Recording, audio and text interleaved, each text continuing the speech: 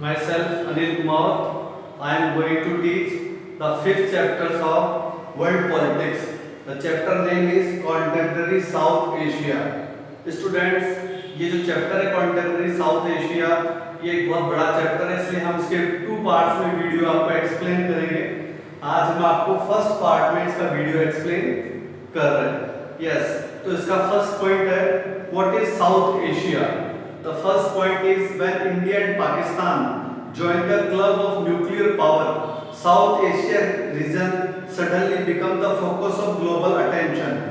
India और Pakistan south Asia के दो सबसे बड़े इंपॉर्टेंट कंट्रीज हैं, जिनके बीच में सबसे बड़ी राइवलरी भी है। और दोनों कंट्रीज ने जब न्यूक्लियर बॉम्ब टेस्ट किया तो पूरी दुनिया के अटेंशन के ऊपर इंडिया और पाकिस्तान आ गया, और पूरे ग्लोबल वर्ल्ड के अंदर इंडिया और पाकिस्तान का नाम हो गया, क्योंकि दोनों कंट्रीज ने न्यूक्लियर बॉम्ब टेस्ट किया था और वो एक तरह से एक ऐसे न्यूक्लियर क्लब के अंदर शामिल हो गए। तो ये फर्स्ट पॉइंट है जिससे हमारे साउथ एशिया के दो कंट्रीज पूरे वर्ल्ड के फोकस पे आ गए। तो ये जो फर्स्ट पॉइंट है आपका व्हाट इज साउथ एशिया, ये इसका फर्स्ट पॉइंट है।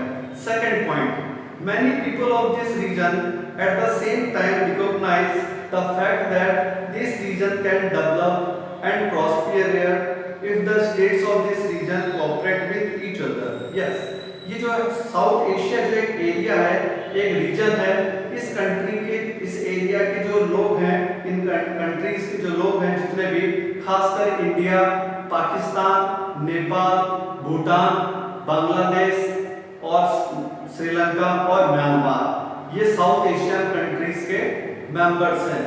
ये जो कंट्रीज हैं, इनके जो लोग हैं, उनका ये मानना है कि अगर ये जो कंट्रीज हैं साउथ एशिया के आपस में कोऑपरेट करें, एक दूसरे के साथ में बेटर रिलेशंस रखें, तो ये रीजन बहुत डेवलप कर सकता है economically, politically, socially, culturally.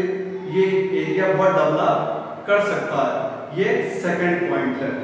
Third point, the expression south Asia usually the following countries Bangladesh, Bhutan, India, Maldives, Nepal, Pakistan and Sri Lanka. Yes student, जैसा कि मैंने आपको बताया, साउथ एशिया किन कंट्रीज के लिए यूज होता है? साउथ एशिया यूज होता है बांग्लादेश, भूटान, इंडिया, मालदीव, नेपाल, पाकिस्तान और श्रीलंका। ये जो कंट्रीज हैं, 7 कंट्रीज, इन 7 कंट्रीज के लिए साउथ एशिया ऐड होता है। The various countries in South Asia do not have the same kind of political system. Yes, student, सबसे इम्पोर्टेंट बात है कि साउथ एशिया की जो 7 कंट्रीज हैं, इन सभी कंट्रीज की पॉलिटिकल सिचुएशन एक जैसी नहीं है। हर कंट्री की पॉलिटिकल सिचुएशन अलग-अलग है। कुछ कंट्रीज ऐसी हैं, खासकर जैसे नेपाल, जिसने मोनार्की को देखा, किंग रूल को देखा, भूटान जिसमें आज भी किंग रूल है, पाकिस्तान जिसने कई बार आर्मी रूल देखा, कई बार डेमोक्रेसी देखी। वही बात हम करते हैं बांग्लादेश की। बांग्लादेश ने भी कई बार आर्मी रूल देखा, कई बार उन्होंने डेमोक्रेसी को देखी। But India and Sri Lanka, these 2 countries are important countries of South Asia. इन दोनों कंट्रीज ने अपनी डेमोक्रेसी को बचा के रखा, पॉलिटिकल सिस्टम को बचा के रखा, और फ्रीडम के बाद में इंडिया फ्रीडम को 1947 में, और जो श्रीलंका था वो हमारे 1 साल बाद में 48 में फ्रीडम हुई। दोनों कंट्रीज ने अपनी जो एक डेमोक्रेसी है उसको बचा के रखा। तो इस रीजन के अंदर हर कंट्री का पॉलिटिकल सिस्टम अलग-अलग है। Sri Lanka and India have successfully operated democratic system since their independence from the British. जैसा कि मैंने आपको बताया कि श्रीलंका और इंडिया दोनों कंट्रीज ने अपने डेमोक्रेटिक सिस्टम को इंडिपेंडेंस के बाद में आज तक बचा के रखा है, और आज भी दोनों कंट्रीज ने अपनी डेमोक्रेसी को मेंटेन रखा है। तो ये बहुत ही इंपॉर्टेंट बात है। Pakistan and Bangladesh have experience both civilian and military rulers with Bangladesh remaining in democracy in the post-war period. Yes, Pakistan और बांग्लादेश दोनों कंट्रीज के साथ एक बहुत बड़ी प्रॉब्लम है। जैसे कि आपको स्टूडेंट्स पता होगा, जब अपना इंडिया आजाद हुआ तो इंडिया के 3 पार्ट्स हुए थे। First part India, second Pakistan था, लेकिन पाकिस्तान के दो पार्ट थे, ईस्ट पाकिस्तान जिसे हम बांग्लादेश बोलते हैं, वेस्ट पाकिस्तान जो प्रेजेंट में पाकिस्तान है। ये जो ईस्ट पाकिस्तान है ये 1947 से 1971 तक ईस्ट पाकिस्तान था, लेकिन 71 के बाद में ये ईस्ट पाकिस्तान बांग्लादेश बन गया और फिर दुनिया के अंदर सिर्फ मैप के ऊपर सिर्फ एक ही पाकिस्तान रह गया। ठीक है, तो इस तरह से दोनों कंट्रीज के अंदर एक मिली जुली सरकारें रही, कई बार डेमोक्रेटिक सिस्टम, कई बार army rule. Yes, next, till 2006 Nepal was a constitutional monarchy with the danger of the king taking over executive power. In 2006, a successful popular uprising led to the restoration of democracy and reduced the king to a nominal position. Yes, till 2006. 2006 तक अब हम नेपाल की बात करते हैं। नेपाल की political situation की भी एक बार थोड़ा हम शॉर्ट के अंदर बात कर लेते हैं, फिर बाद में हर कंट्री के बारे में हम डिटेल में बात करेंगे। 2006 तक नेपाल एक कॉन्स्टिट्यूशनल मोनार्की था। Constitutional monarchy means democracy plus king rule, इसी को स्टूडेंट्स कॉन्स्टिट्यूशनल मोनार्की बोला जाता है। तो 2006 तक नेपाल एक कॉन्स्टिट्यूशनल मोनार्की था, लेकिन किंग ने आगे जाके सारे एग्जीक्यूटिव पावर्स छीन लिए, यानी डेमोक्रेसी को खत्म कर दिया। लेकिन पब्लिक ने इस बात को बिल्कुल एक्सेप्ट नहीं किया, किंग के अगेंस्ट में हो गई। एंड 2006 एक successful popular uprising led to the restoration of democracy and reduce the king to a nominal position. 2006 के अंदर नेपाल में एक बहुत बड़ा मूवमेंट हुआ और उस मूवमेंट के होने के बाद में डेमोक्रेसी जो है उसको वापस मेंटेन करना पड़ा नेपाल के अंदर, और जो किंग है वो एक नॉमिनल पोजीशन पे आ गया। नॉमिनल पोजीशन मतलब किंग का जो रूल था वो एक फॉर्मेलिटी वाला रूल रह गया, एक लिमिटेड रूल रह गया नेपाल का। तो ये है हमारा 7th पॉइंट इसका साउथ एशिया का। 8th point, despite the mixed record of the democratic experience the public in all these countries share the aspiration for democracy. Yes, in 7 countries जो हैं साउथ एशिया के, इनका एक अलग रिकॉर्ड रहा है, इनका एक अलग मिक्स रिकॉर्ड रहा है, लेकिन उसके बाद में भी आपको जान के ताज्जुब होगा कि इन कंट्रीज के जितने भी जो लोग हैं उन लोगों ने का एक्सपीरियंस डेमोक्रेसी के फेवर में रहा है। डेमोक्रेसी को फेवर किया इन लोगों ने और डेमोक्रेसी को प्रमोट किया है। तो ये सबसे ज्यादा इंपॉर्टेंट बात है कि साउथ एशियन कंट्रीज के अंदर डेमोक्रेसी को बहुत ज्यादा इंपॉर्टेंस दिया गया है। 9th पॉइंट, साउथ एशिया का हम 9th पॉइंट पढ़ेंगे। China is an important player but is not considered to be part of region. In this chapter we shall use South Asia to mean the 7 countries mention above. China South Asia के अंदर एक बहुत ही important country है। इन 7 countries का जो market है, economic market, वो China के इशारों पे चलता है कि चाइना का माल धड़ल्ले के साथ में इन 7 कंट्रीज के अंदर बिकता है। एक बहुत बड़ा मार्केट है, लेकिन फिर भी साउथ एशिया के अंदर चाइना को इंक्लूड नहीं किया जाता। ये स्टूडेंट्स जीके की बात है, बहुत इंपॉर्टेंट बात है। आपको फिर से मैं बता देता हूँ कि साउथ एशिया के अंदर चाइना को इंक्लूड किया नहीं जाता। साउथ एशिया के अंदर सिर्फ पाकिस्तान, इंडिया, नेपाल, बांग्लादेश, भूटान, मालदीव और श्रीलंका को ऐड किया गया है। तो ये जो 7 कंट्रीज हैं इन्हीं को भी ऐड किया गया है, चाइना को ऐड नहीं किया गया है। लेकिन फिर भी वो एक इम्पोर्टेंट प्लेयर है। ये बहुत इम्पोर्टेंट बात है कि जब वो है नहीं मेंबर तो भी वो इम्पोर्टेंट प्लेयर क्यों है। 10th point, we can say that democracy is become an accepted norms in the entire region of South Asia. Yes, इस पूरे रीजन के अंदर डेमोक्रेसी को एक्सेप्ट किया गया है। इस पूरे रीजन के अंदर जो सिटीजन्स हैं उन्होंने डेमोक्रेसी को बहुत इंपॉर्टेंस दिया है, डेमोक्रेसी को अडॉप्ट किया है या डेमोक्रेसी का इंपॉर्टेंस है इस एरिया के अंदर। तो मैक्सिमम कंट्रीज के अंदर आज भी डेमोक्रेसी है। सिर्फ भूटान को छोड़ के सभी कंट्रीज के अंदर आज डेमोक्रेसी है। तो ये इस एरिया के साथ में एक पॉजिटिव पॉइंट है। अब हम पढ़ेंगे ए recent survey of the attitudes of the people in the 5 big countries of the region show that there is widespread support for democracy in all these countries। यानी सबसे इम्पोर्टेंट बात है कि इस एरिया में एक सर्वे हुआ और उस सर्वे के अंदर एक बात सामने आई कि डेमोक्रेसी को सबसे ज्यादा सपोर्ट किया जाता है। Yes, next point, similar changes are taking place in the two smallest countries of the region। Bhutan is still a monarchy, but the king has initiated plan for its transition to multi-party democracy। The Maldives, the other island nation, was a sultanate till 1968, but now Maldives has multi-party system। Yes, अब हम दो countries की इस reason के बारे में बात करेंगे। इस रीजन के दो सबसे छोटे कंट्री कौन से हैं? ये भी एक जीके का क्वेश्चन है। इस रीजन के दो सबसे छोटे कंट्री हैं भूटान और मालदीव। भूटान अभी भी किंग रूल है, भूटान के अंदर भी अभी भी वहां पे किंग है, लेकिन भूटान के जो किंग हैं वो अपनी कंट्री को धीरे धीरे मल्टी पार्टी डेमोक्रेसी के अंदर चेंज करने के लिए ट्राई कर रहे हैं, कोशिश कर रहे हैं। मालदीव, मालदीव एक आइलैंड नेशन है जो चारों तरफ पानी से घिरा हुआ है और इंडिया के वेस्टर्न साइड के अंदर है, श्रीलंका के जस्ट पास में है। उसके अंदर 1968 तक सल्तनत थी, एक इस्लामिक सल्तनत था Maldives.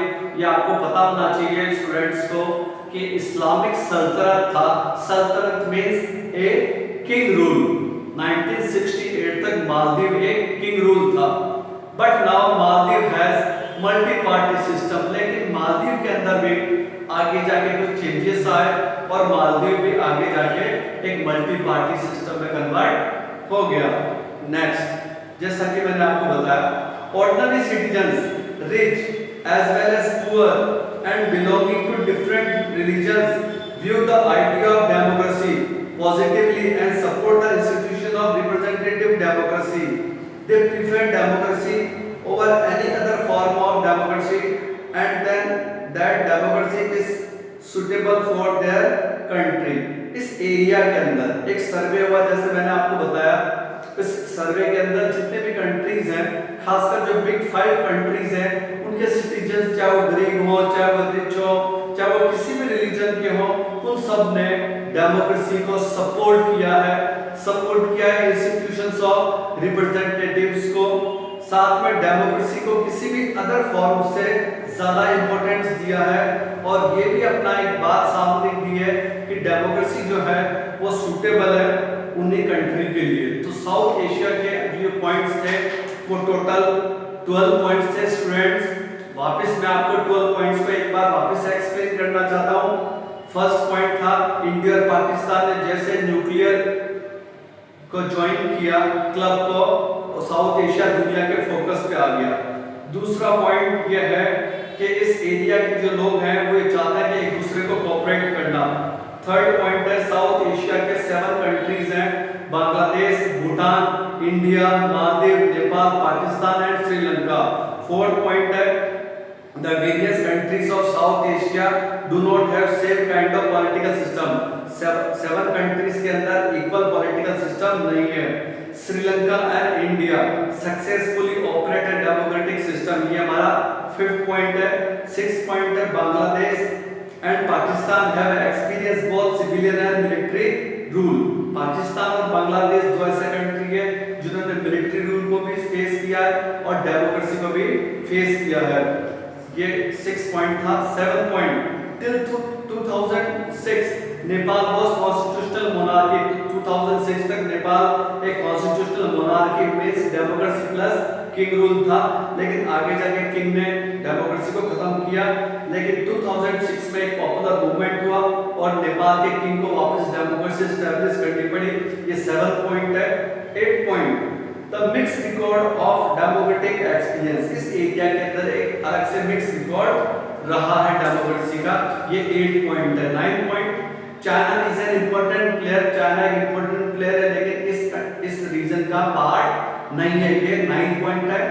10 point, we can say that democracy is become an accepted norms in in the entire region of South Asia. Yes, ये 10 पॉइंट है कि डेमोक्रेसी को सबसे ज्यादा एक्सेप्ट किया है।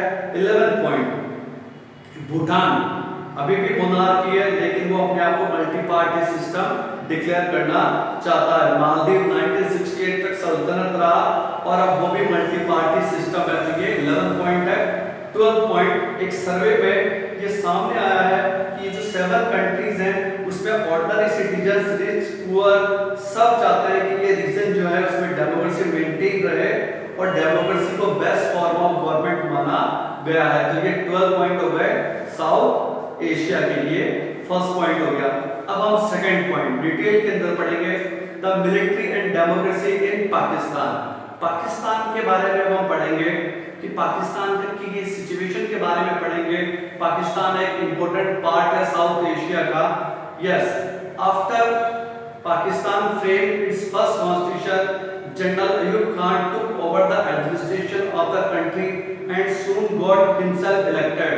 He had to give up office when there was popular dissatisfaction against his rule. Pakistan 1947 में India से एक दिन पहले आजाद हुआ।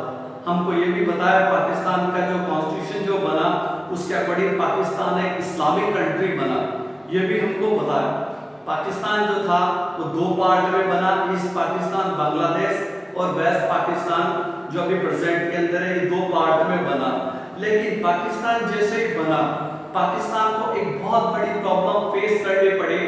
जनरल अयूब खान जो कि एक आर्मी के जनरल थे, उन्होंने डेमोक्रेसी को खत्म करके पूरे एडमिनिस्ट्रेशन को कंट्रोल कर लिया और अपने आप को एक elected representative prime minister declare कर दिया। लेकिन आगे जाके कुछ टाइम बाद में लोग उनके अगेंस्ट भी हो गए और डिससैटिस्फैक्शन हो गया और आगे जाके जनरल अयूब खान को भी रिजाइन देना पड़ा और एक बार वापस डेमोक्रेसी स्टैब्लिश हो गई और जनरल अयूब खान ने वापस डेमोक्रेसी स्टैब्लिश कर दी। तो फर्स्ट पॉइंट के अंदर आपको ये एक्सप्लेन हो जाएगा कि फर्स्ट टाइम पाकिस्तान जब आजाद हुआ तो वो डेमोक्रेटिक कंट्री था, लेकिन जनरल अयूब खान ने डेमोक्रेसी को खत्म करके एक आर्मी के जनरल ने आर्मी रूल स्टैब्लिश किया। लेकिन कुछ टाइम के बाद में उनको भी पब्लिक डिससैटिस्फैक्शन के आगे झुकने के बाद में उनको भी अपना रिजाइन देना पड़ा। तो ये फर्स्ट पॉइंट है पाकिस्तान का। Yes, this is the second point. This gave way to a military takeover once again under General Yahya Khan. During Yahya military rule, Pak faced the Bangladesh crisis, and after a war with India in 1971, East Pakistan broke away to emerge as an independent country called Bangladesh. Yes, जैसे कि मैंने आपको first point में students बताया कि जैसे ही पाकिस्तान आजाद हुआ, general Ayub Khan ने जो कि एक आर्मी के रूलर थे, उन्होंने एक डिक्टेटर आर्मी रूल एस्टैब्लिश कर दिया।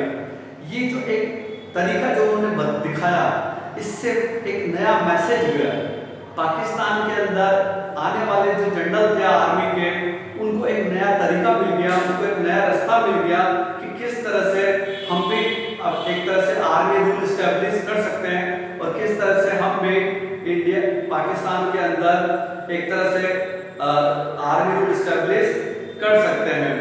जनरल याह्या खान ने पाकिस्तान को एक तरह से वापस मिलिट्री रूल की तरफ धकेल दिया। लेकिन 1971 में जनरल याह्या खान को एक बहुत बड़ी प्रॉब्लम फेस करनी पड़ी। 1971 में इंडिया और पाकिस्तान का वॉर हुआ और उस वॉर में पाकिस्तान हार गया। पाकिस्तान के 95,000 सोल्जर्स को सरेंडर करना पड़ा और पाकिस्तान के हाथ से ईस्ट पाकिस्तान चला गया और वो बांग्लादेश बन गया। तो इस तरह से जनरल याह्या खान के टाइम पे पाकिस्तान को एक ये बहुत बड़ा पॉलिटिकल डिजास्टर फेस करना पड़ा और उनके हाथ से बांग्लादेश भी चला गया। Yes, the third point, after this an elected government under the leadership of Zulfi Ali Khan Bhutto came to power in Pakistan from 1971 to 1977. The Bhutto government was removed by Zia-ul-Haq in 1977. Zia-ul-Haq faced a pro-democracy movement from 1982 onwards and an elected democratic government was established once again in 1988 under the leadership of Banerjee Bhutto. After Bhutto, Pervez Musharraf removed PM Nawaz Sharif. अब हम पाकिस्तान के बारे में third point पढ़ रहे हैं। पाकिस्तान के internal situation के बारे में आपको बुक के अंदर भी बहुत अच्छा मैटर मिलेगा, आपको रीड करना है, क्योंकि पाकिस्तान की डेमोक्रेटिक पोजीशन, पॉलिटिकल पोजीशन के ऊपर क्वेश्चंस आएंगे एग्जाम के अंदर और वो हम आपको एक्सप्लेन करना पड़ेगा। Yes, after this an elected government under the leadership of Zulfikar Bhutto came to power in Pakistan from 1971 to 77. Yes, general Ayub Khan के बाद में जनरल याया खान, दो मिलिट्री रूलर्स को फेस करने के बाद में पाकिस्तान 1971 में इंडिया से जंग हार गया और उसके बाद में पाकिस्तान को एक इंडिया के साथ में एक एग्रीमेंट भी करना पड़ा था 1971 में, जिसको शिमला एग्रीमेंट बोलते हैं। और ये पाकिस्तान के जुल्फिकार भुट्टो और इंदिरा गांधी के बीच में हुआ था। ये जीके का क्वेश्चन है स्टूडेंट्स। तो पाकिस्तान के अंदर एक नई इलेक्टेड गवर्नमेंट बनी, किसके लीडरशिप के अंदर? जुल्फिकार भुट्टो। जुल्फिकार भुट्टो वही है जिनकी बेटी बनर्जी भुट्टो आगे जाके पाकिस्तान की प्राइम मिनिस्टर बनी थी। ये उनके बनर्जी भुट्टो के फादर थे, जुल्फिकार भुट्टो। इन्होंने 1971 से 1977 तक रूल किया और आपको बड़े जान के ताज्जुब होगा कि 1977 में जब इन्होंने रूल किया 71 से 77 तक, आगे जाके इनकी भी पाकिस्तान के अंदर हत्या हो गई और इनको अभी मार दिया गया था। The Bhutto government was removed by General Zia-ul-Haq in 1977. General Zia-ul-Haq faced pro-democracy movement from 1982 and onwards. An elected democratic government was once established again in 1988. Yes, Pakistan के अंदर फिर एक बार थर्ड टाइम वापस वही हिस्ट्री ने रिपीट किया। वापस ये जुल्फिकार भुट्टो को हटा के एक और जनरल जिया-उल-हक वापस आर्मी रूलर जो थे वापस उन्होंने हटाया और बल्कि हटा क्या दिया, जुल्फिकार भुट्टो को मौत के घाट उतारा और उसके बाद में वापस वो पाकिस्तान के रूलर बन गए। तो ये थर्ड जनरल था, जनरल जिया-उल-हक, जिसने वापस अपने आप को इलेक्टेड डिक्लेयर किया। तो ये थर्ड थे। First general Ayub Khan, second general Yahya Khan और थर्ड जनरल जिया-उल-हक। तो ये आपके जीके के लिए बहुत इंपॉर्टेंट है, आपको ध्यान रखना पड़ेगा। General Zia ul Haq face pro democracy movement.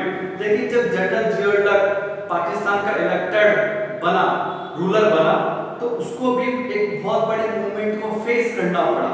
1982 में उसको भी एक इलेक्शन करवाना पड़ा और उसके बाद में 1988 तक एक नई इलेक्टेड गवर्नमेंट बनी under the leadership of Banerjee Bhutto.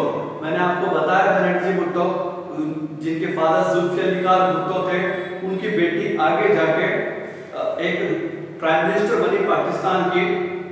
After Bhutto, Pervez Musharraf removed PM Nawaz Sharif. Benazir Bhutto के बाद में पाकिस्तान के प्राइम मिनिस्टर बने नवाज शरीफ और नवाज शरीफ को हटा के वापस एक बार वही हिस्ट्री रिपीट की। वापस पाकिस्तान के अंदर एक आर्मी जनरल ने, परवेज मुशर्रफ ने नवाज शरीफ को हटा के फिर रूलर बन गए। तो स्टूडेंट्स, आपके पास में एक तरह से 4 पॉइंट्स हैं जो आपको बड़े ध्यान रखना है। पाकिस्तान में एक बार नहीं, 2 बार नहीं, 3 बार नहीं, बल्कि 4 बार पाकिस्तान में 4 जो मिलिट्री रूलर्स हैं उन्होंने डेमोक्रेसी को डिसमिस करके अपना रूल एस्टेब्लिश किया। पहले general Ayub Khan, second general Yahya Khan, third general Zia ul Haq और फोर्थ परवेज मुशर्रफ जो थे वो जनरल थे। आपने परवेज मुशर्रफ का नाम सुना होगा। परवेज मुशर्रफ वही थे जिन्होंने कारगिल के अंदर इंडिया के ऊपर अटैक किया था और इंडिया ने उसका मुंह तोड़ जवाब दिया था और पाकिस्तान को कारगिल का वॉर हारना पड़ा था। और ये परवेज मुशर्रफ वही है जिनके टाइम पे हमारे प्राइम मिनिस्टर अटल बिहारी वाजपेयी लाहौर बस लेके गए थे पाकिस्तान के अंदर, और पाकिस्तान के जो पीएम है नवाज शरीफ, उन्होंने इंडिया का बड़ा वेलकम किया था। लेकिन अनफॉर्चुनेटली पाकिस्तान की गवर्नमेंट बोलती है, नवाज शरीफ खासकर, कि हमें तो पता भी नहीं था और हमारे जनरल ने क्या किया कारगिल के अंदर, इसके बारे में हमें कुछ भी पता नहीं है। लेकिन ये बड़ा ड्रामेटिक लगता है, ऐसा पॉसिबल नहीं है कि प्राइम मिनिस्टर को पता ही नहीं हो पाकिस्तान के और उनका एक जनरल कारगिल के अंदर एक इतनी बड़ी मिलिट्री साजिश करे। तो ये एक पाकिस्तान का एक बड़ा एक पॉलिटिकल चेहरा है। पाकिस्तान की पॉलिटिक्स के 3 बड़े फैक्टर हैं, अल्लाह, अमेरिका और कश्मीर। पूरे 70 साल तक पाकिस्तान अमेरिका के अकॉर्डिंग चला। कोल्ड वॉर के टाइम पे भी वो आपने पढ़ा है कि वो मेंबर था अमेरिका का। अल्लाह इसलिए बोला जाता है कि पाकिस्तान एक इस्लामिक कंट्री है। और कश्मीर, हमेशा कश्मीर को बहुत ज्यादा अपनी पॉलिटिक्स के अंदर इंपॉर्टेंस दी है पाकिस्तान ने। Yes, last point, in 2001 general Musharraf got himself elected as the president. Pakistan continued to be ruled by the army. Throughout the army rulers have held some elections to give their rule as a democratic image. Since 2008, democratic elected leaders have been ruling Pakistan. Yes, in 2001, General Musharraf got himself elected as the president. आपको जैसा कि मैंने बताया कि general Musharraf ने 2001 में अपने आप को प्रेसिडेंट डिक्लेयर कर दिया। He was Army General of Pakistan, but in 2001, General Musharraf got himself elected as the President of Pakistan. एक जनरल जिसका काम डिफेंस करना होता है, लेकिन पाकिस्तान की पॉलिटिकल सिचुएशन के अंदर एक बहुत बड़ी बात है कि वहाँ पे आर्मी को बहुत ज्यादा इंपॉर्टेंस दिया जाता है। आर्मी हमेशा पाकिस्तान की पॉलिटिक्स के ऊपर बहुत ज्यादा हावी रही है। और किस तरह से जनरल मुशर्रफ ने एक तरह से नवाज शरीफ को हटाया, उनको जेल में बंद किया और अपने आप को प्रेसिडेंट डिक्लेयर कर दिया। Pakistan continued to be ruled by the army. Throughout the army rulers have had some elections to give their rule as a democratic image. General Musharraf बहुत क्लेवर पॉलिटिशियन भी था, उसने एक इलेक्शन भी करवाया दुनिया को दिखाने के लिए कि मेरा आर्मी रूल एक डेमोक्रेटिक है। अपने आर्मी रूल को एक डेमोक्रेटिक इमेज प्रोवाइड करने के लिए एक डमी इलेक्शन भी करवाए। लेकिन पाकिस्तान की पब्लिक को पूरा वर्ल्ड अच्छी तरह जानता था कि जनरल मुशर्रफ ने चीटिंग की है, झूठ बोल रहे हैं, वो एक डिक्टेटर है, वो एक आर्मी रूलर है। और सिर्फ दुनिया को दिखाने के लिए, अपने इलेक्शंस को एक पॉजिटिवली शो करने के लिए, एक डेमोक्रेटिक इमेज दिखाने के लिए इलेक्शन करवा रहे हैं। और उन इलेक्शन में भी कितना करप्शन हुआ वो पूरी दुनिया जानती है।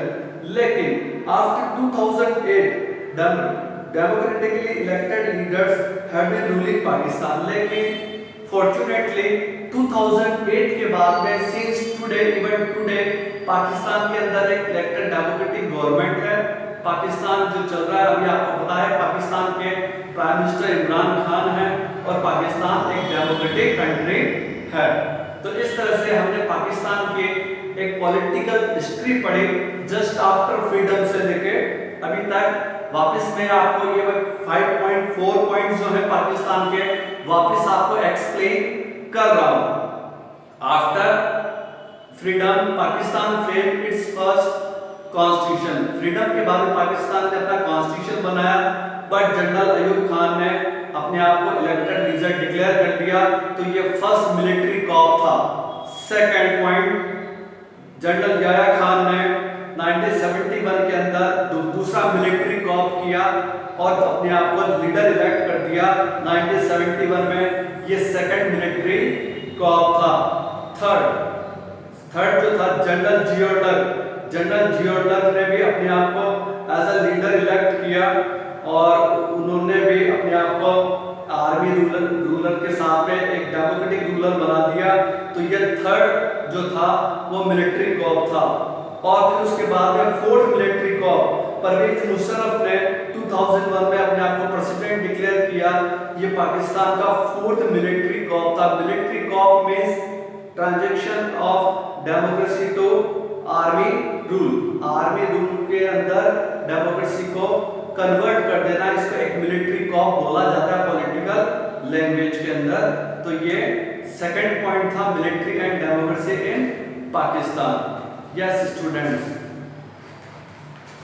अब इसके बाद में हम पढ़ेंगे democracy in Bangladesh. Yes, Bangladesh draft it's constitution declaring faith in secularism, democracy and socialism. Bangladesh जो है 1971 में आजाद हुआ। बांग्लादेश की एक पॉलिटिक्स की सबसे अच्छी खासियत है कि बांग्लादेश के लोग हैं वो अपने कल्चर को, अपनी बांग्ला लैंग्वेज को बहुत इंपॉर्टेंस देते थे और वो कभी भी पाकिस्तान के अंडर में रहना नहीं चाहते थे। और बांग्लादेश के लोगों ने एक मूवमेंट भी किया और इंडिया गवर्नमेंट ने 1971 में बांग्लादेश के लोगों के हेल्प के लिए एक मुक्ति वाहिनी, एक सेना भी बनाई। पूरी तरह से बांग्लादेश को मनी, मटेरियल सपोर्ट दिया एक तरह से। तो इंडिया ने पूरी तरह से बांग्लादेश की जो फ्रीडम फाइट थी एक तरह से जिसको बोल सकते हैं, उसको इंडिया ने पूरी तरह से उसको सपोर्ट किया। और उसके बाद में ही पाकिस्तान ने इंडिया के ऊपर ब्लेम लगाया कि इंडिया ईस्ट पाकिस्तान को यानी प्रेजेंट बांग्लादेश को पाकिस्तान से अलग करने की एक साजिश कर रहा है। और आपको जान के ताज्जुब होगा 71 के वॉर में सबसे पहले पाकिस्तान ने इंडिया के ऊपर अटैक किया था और इंडिया गवर्नमेंट ने पाकिस्तान को जवाब दिया मुंह तोड़। पाकिस्तान हार गया और पाकिस्तान की हार की शुरुआत ढाका के अंदर हुई थी। वही 95,000 सोल्जर्स ने बांग्लादेश के अंदर जो ईस्ट पाकिस्तान था उन्होंने इंडियन आर्मी के सामने सरेंडर किया। General Niazi, lieutenant general Niazi और जगजीत सिंह अरोड़ा, ये दो मेन ऐसे अपने आर्मी के ऑफिसर थे जिनके बीच के अंदर ये सरेंडर वाली सेरेमनी हुई। ये जीके का बहुत बड़ा क्वेश्चन है। तो 1971 में बांग्लादेश आजाद हुआ। तो हम बांग्लादेश को जो फ्रीडम का जो टाइम मानेंगे वो 1971 मानेंगे, क्योंकि 1971 से पहले वो ईस्ट पाकिस्तान था और टोटली पाकिस्तान के कंट्रोल में था। Bangladesh drafted it's constitution declaring faith in secularism, democracy and socialism. Yes, Bangladesh अपने आप को एक सेक्युलर कंट्री डिक्लेयर किया। आप बिल्कुल किसी भी रिलीजन को फेथ नहीं किया, डेमोक्रेसी को प्रमोट किया और सोशलिज्म को प्रमोट किया उन्होंने अपने कॉन्स्टिट्यूशन के अंदर। However in 1975 Sheikh Mujib got the constitution amend to shift from the parliamentary to president form of to government. Yes, Pakistan की तरह कुछ थोड़ा सा इफेक्ट बांग्लादेश के अंदर भी रहा और कैसा रहा वो हम पढ़ेंगे। पाकिस्तान की तरह बांग्लादेश के अंदर शेख मुजीब रहमान ने 1975 में कॉन्स्टिट्यूशन के अंदर कुछ चेंज किया और पार्लियामेंट्री सिस्टम से प्रेसिडेंशियल फॉर्म ऑफ गवर्नमेंट बनाया। He also abolished all parties except his own Awami League. Sheikh Mujib Rahman ने एक तरह से सभी पार्टीज के ऊपर बैन लगा दिया, लेकिन अपनी अवामी लीग पार्टी को बचाए रखा, उसके ऊपर कोई बैन नहीं लगाया और सारी पार्टीज को एबॉलिश कर दिया। This led the conflicts and tension. In a dramatic and tragic development, he was assassinated in a military uprising in August 1975. Sheikh Mujib को के अगेंस्ट में एक बांग्लादेश के अंदर भी एक माहौल बना और उनको भी मिलिट्री रूलर्स ने अगस्त 1975 के अंदर उनकी हत्या कर दी। तो ये एक एक्सपीरियंस है, मैंने जैसे कि आपको बताया था कि पाकिस्तान की तरफ बांग्लादेश के अंदर एक मिलिट्री कॉप हुआ और शेख मुजीब को एक तरह से मार दिया गया अगस्त 1975 के अंदर। Fifth point, the new military ruler Ziaur Rahman form is on Bangladesh national party and won election in 1979। अब जो नए रूलर बना, अब देखो बांग्लादेश के अंदर भी एक आर्मी रूलर ने अपने आप को एक लीडर बनाया और एक नई पार्टी बनाई। वो रूलर का नाम था जियाउर रहमान। उन्होंने एक अलग पार्टी बनाई, उस पार्टी का नाम था बांग्लादेश नेशनल पार्टी और वॉन इलेक्शन इन 1979 और 1979 के इलेक्शन करवाए, उसमें वो जीत भी गया।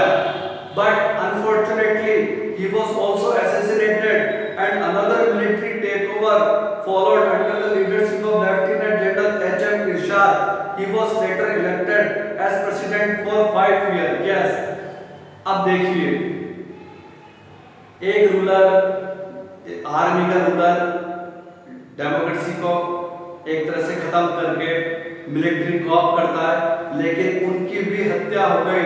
यस, जियाउर रहमान को भी मार दिया गया और उनको मारने के बाद में लेफ्टिनेंट जनरल एच.एम. इरशाद जो थे वो बांग्लादेश के रूलर बने।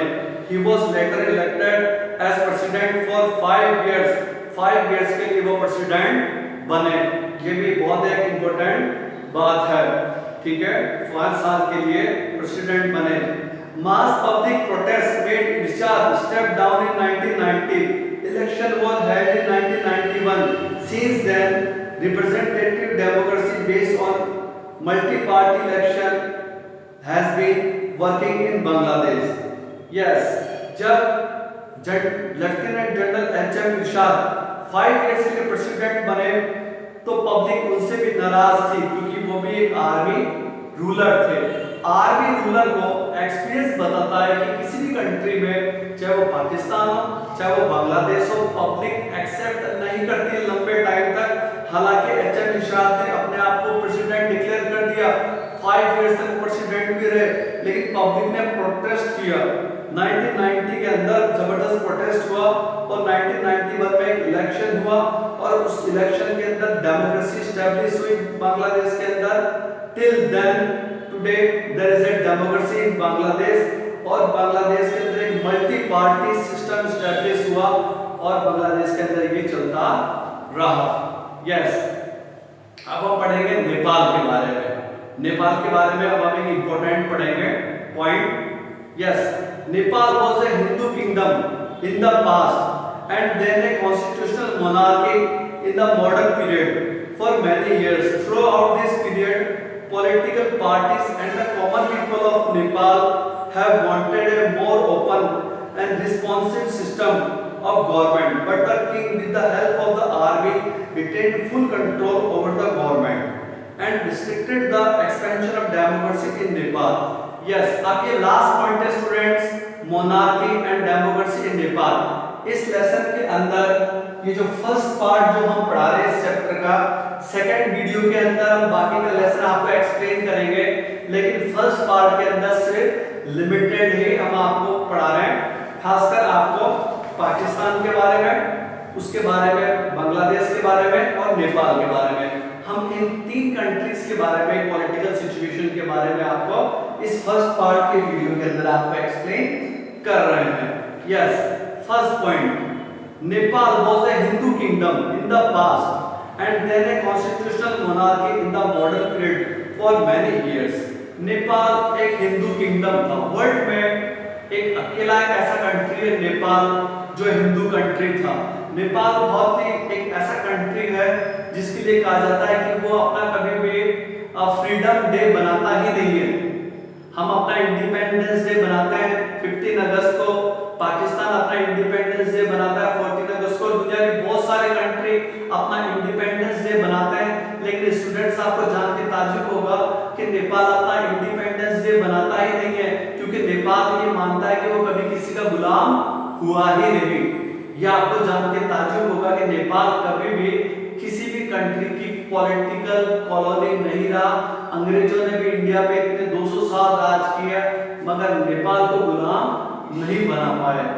दूसरा, नेपाल को एक हिंदू किंगडम के नाम से जाना जाता है। नेपाल एक लंबे टाइम तक हिंदू कंट्री था, दुनिया का सिर्फ एक अकेला सिंगल हिंदू नेशन था नेपाल। यस, और लंबे टाइम तक बना रहा और उसके बाद में भी constitutional monarchy in the modern period for many years. आगे भी हिंदू कंट्री के बाद में भी नेपाल के अंदर किंग रूल रहा। किंग रूल प्लस डेमोक्रेसी, इसे हम बोलते हैं कॉन्स्टिट्यूशनल मोनार्की। तो नेपाल के अंदर ये लंबे टाइम तक रहा। नेपाल अपनी बहुत सी चीजों की वजह से भी फेमस है। नेपाल की गोरखा आर्मी पूरी दुनिया के अंदर फेमस है।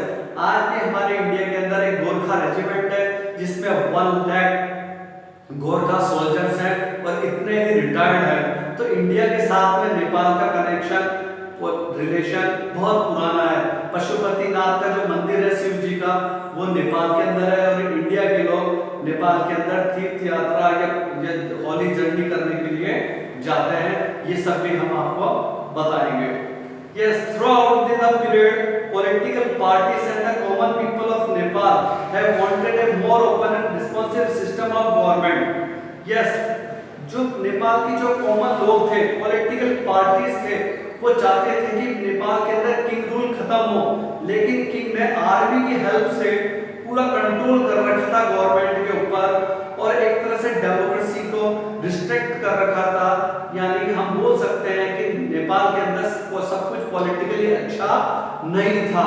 किंग रूल होने के बाद में, साथ में डेमोक्रेसी होने के बावजूद भी जो नेपाल के जो रूलर थे वो हमेशा से डेमोक्रेसी को हटाना चाहते थे। कई बार नेपाल में डेमोक्रेसी के ऊपर बैन लगाया गया। Next point, the king accepted the demand for a new democratic constitution in 1990. During the 90s, the Maoists of Nepal were successful in spreading their influence in many parts of Nepal. This led to a violent conflict between the Maoist guerrillas and the armed forces of the king. Nepal की politics के अंदर माओवादी लोगों का भी बड़ा importance है। बहुत से ऐसे लोग हैं नेपाल के अंदर जो माओ थिंकिंग को, माओ एक चाइनीज थिंकिंग है, उस माओवादी थिंकिंग को एक्सेप्ट करते हैं और गवर्नमेंट के अगेंस्ट में आए दिन खड़े हो जाते हैं। ठीक है, the king accepted the demand for a new democratic constitution 1990। 1990 में किंग ने कुछ डेमोक्रेटिक कॉन्स्टिट्यूशन की डिमांड को मान लिया। आगे जाके 1990s के एरा में किंग ने थोड़ी डेमोक्रेसी प्रोवाइड की और कुछ डेमोक्रेटिक डिमांड्स को मान लिया। During the 90s, the Maoists of Nepal were successful in spreading their influence in many parts of Nepal. लेकिन जो माओवादी लोग थे उन्होंने नेपाल के अंदर अपने इफेक्ट को सक्सेसफुली स्प्रेड किया और पूरे नेपाल के अंदर अपनी एंट्री को क्लियर कर दिया एक तरह से, और एक वायलेंट कॉन्फ्लिक्ट हुआ माओइस्ट जो गोरिल्लास थे और जो किंग की जो आर्मी थी उनके बीच में। यानी नेपाल के अंदर एक बहुत बड़ी प्रॉब्लम ये थी कि वहां पे king plus democracy plus political parties plus Maoist, यानी बहुत सारे पॉलिटिकल सेंटर्स थे। वहां पे किंग रूल भी था, वहां पे डेमोक्रेसी भी थी और डेमोक्रेसी के साथ साथ में माओवादी लोग भी थे, माओइस्ट ग्रुप जिसे बोलते हैं, 7 पार्टी अलायंस एसपीए भी था और भी बहुत सारे पॉलिटिकल पार्टीज थी। तो नेपाल के अंदर बहुत सारे पॉलिटिकल यूनिट्स थे, लेकिन माओइस्ट लोगों ने सबसे ज्यादा गोरिल्ला जिसे आर्मर्ड कॉन्फ्लिक्ट बोलते हैं वो किंग के साथ में किया। In 2002, the king abolished the parliament and dismissed the government, thus ending even the limited democracy that existed in Nepal. 2002 के अंदर किंग ने एबॉलिश कर दिया पार्लियामेंट को, डिसमिस कर दिया गवर्नमेंट को और डेमोक्रेसी को लिमिटेड कर दिया। यानी एक बार बाद में 2002 में नेपाल के अंदर डेमोक्रेसी का फिर एंड हो गया। किंग ने एक बार वापस डेमोक्रेसी को डिसमिस कर दिया। In April 2006 there were massive country-wide pro-democracy protest. The struggling pro-democracy forces achieved their first major victory when the king was forced to restore the House of Representatives. In April 2006, there were massive country-wide pro-democracy protests. The struggling, yes, 2006 अप्रैल के अंदर पूरे country के अंदर pro-democratic protest हुए। जैसे ही king ने 2002 में parliament को डिसमिस किया, तब से लेके ही नेपाल के अंदर एक मूवमेंट होने लगे, डेमोक्रेसी के लिए स्ट्रगल होने लगा और अप्रैल 2006 में एक बहुत बड़े लेवल पे पूरे नेपाल के अंदर एक तरह से प्रो डेमोक्रेटिक प्रोटेस्ट स्टार्ट हो गए। The struggling pro democracy forces achieved their first major victory when the king was forced to restore the House of Representatives. Yes, आगे जाके ये जो लोग मूवमेंट कर रहे थे उनको एक बहुत बड़ी विक्ट्री तब मिली जब किंग को प्रो डेमोक्रेटिक स्ट्रगल के आगे झुकना पड़ा और उनको आगे जाके restore the house of representatives, यानी पार्लियामेंट को वापस मान्यता देनी पड़ी, दोबारा डेमोक्रेसी को प्रमोट करना पड़ा किंग को और किंग को झुकना पड़ा।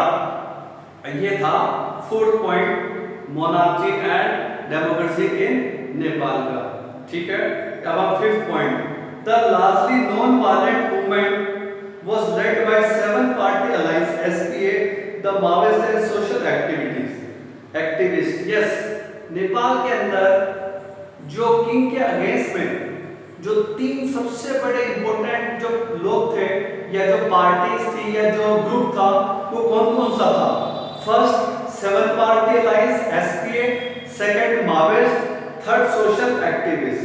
ये 3 ऐसे ग्रुप थे जो नॉन वायलेंट मूवमेंट कर रहे थे। यानी अच्छी बात यह है कि नेपाल के अंदर कोई बहुत ज्यादा कोई खून खराबा नहीं हुआ, कोई लोगों की हत्या नहीं हुई या आर्मी ने कोई गोलियां नहीं चलाई, और एक बहुत अच्छा सक्सेसफुल डेमोक्रेटिक मूवमेंट चलता रहा। और कई बार ऐसा हुआ कि किंग ने डेमोक्रेसी को कैंसिल किया, फिर मूवमेंट हुआ, फिर डेमोक्रेसी को प्रमोट किया, फिर उसके बाद में फिर किंग ने आगे जाकर डेमोक्रेसी को कैंसिल कर दिया, फिर जाके मूवमेंट हुआ, लेकिन कभी भी वायलेंस नहीं हुआ, कम्युनल वायलेंस नहीं हुआ नेपाल के अंदर। ये बहुत ही इंपॉर्टेंट बात है। Yes, in 2008 Nepal become a democratic Republic after abolishing the monarchy in 2015. It adopted a new constitution. In 2008 Nepal became a democratic republic after abolishing the monarchy. Yes, 2008 के अंदर पूरी तरह से किंग्स रूल खत्म हो गया। ये बहुत इंपॉर्टेंट है। In which year the Nepal declare the democracy, complete democracy and abolish the monarchy in 2008. In 2015 it adopted a new constitution. एक तरह से ये बहुत इंपॉर्टेंट बात है कि नेपाल ने 2015 में एक अपना नया कॉन्स्टिट्यूशन बनाया, और नया कॉन्स्टिट्यूशन बनाने से लेके आज तक नेपाल के अंदर पूरी तरह से डेमोक्रेसी है। तो ये आपके 4 पॉइंट्स हो गए स्टूडेंट्स। हम आपको कुछ क्वेश्चंस बता रहे हैं, वो क्वेश्चंस आपको करने कॉपी के अंदर। आपने देखा होगा स्टडी बेस के अंदर भी हम आपको कुछ वीडियो भेज रहे हैं, तो स्टूडेंट्स आपको होमवर्क करके उसके पिक लेके स्टडी बेस के ऊपर शो करना है, क्योंकि स्कूल बहुत सीरियस है। स्कूल ये मान रही है कि हम आपको पढ़ा भी रहे हैं, हम वीडियो बना भी रहे हैं, हम आपको होमवर्क भी दे रहे हैं, मगर स्टूडेंट्स पूरी तरह से वीडियो वॉच नहीं कर रहे, होमवर्क नहीं कर रहे। तो आपको होमवर्क की पिक लेके आपको स्टडी बेस के ऊपर आपको शो करनी है, पिक्चर्स दिखाना है, जो हम आपको क्वेश्चन सेट दे रहे हैं, वर्कशीट दे रहे हैं, वो और ये साथ साथ करना है। तो आप वर्कशीट के क्वेश्चन सेट भी हमें शो कर सकते हैं, साथ में आप हमको ये जो हम क्वेश्चन सेट दे रहे हैं वो भी मैंने आपको पहले भी बताया है कि आप एनसीईआरटी के साथ में एग्जाम आइडिया की हेल्प ले सकते हैं। बहुत इंपॉर्टेंट बुक है, और ऐसे कोरोना के टाइम पे जब हम आपको पूरी तरह से क्लास नहीं ले पा रहे, तो ऐसे टाइम पे आपको एग्जाम आइडिया की हेल्प लेनी है। यस, अब मैं आपको बताता हूँ वेरी वेरी शॉर्ट में। 4th, 6th, 7th, 13, 17, 18, 34, 40, 43, 48 ये आपको वेरी वेरी शॉर्ट में करना है। वेरी शॉर्ट में 1st, 4th, 7th, 10th और 14। शॉर्ट के अंदर 2nd, 3rd, 4th और 14। लॉन्ग के अंदर 1st, 4th, 7th और 10th। और HOT के अंदर 10th और 15। स्टूडेंट्स, एनसीईआरटी के जो क्वेश्चन जो लेसन के पीछे होते हैं उसके क्वेश्चन सर आपको लगभग एग्जाम आइडिया में मिल जाएंगे। अगर आपको नहीं भी मिलते हैं तो आपको लेसन सेल्फ रीड करना पड़ेगा, क्वेश्चन सर बनाने पड़ेंगे। हम जब आपको वीडियो में आपको जो पढ़ा रहे हैं उसको बड़े आप ध्यान से एयरफोन लगा के सुन सकते हैं, ताकि वीडियो भी आपको बहुत क्लियरली समझ में आएगा। तो आपको सेल्फ स्टडी करनी पड़ेगी। ओके स्टूडेंट्स, ये जो लेसन है हमारा कॉन्टेम्परेरी साउथ एशिया, इसका फर्स्ट पार्ट हमने आपको एक्सप्लेन किया। अब ये लेसन कंप्लीट नहीं हुआ है, इसका सेकंड पार्ट हम आपको इसके सेकंड वीडियो के अंदर नेक्स्ट थर्सडे को हम आपको शो करेंगे, और उसको आप बड़े ध्यान से पढ़ना है, क्योंकि लेसन बहुत बड़ा है।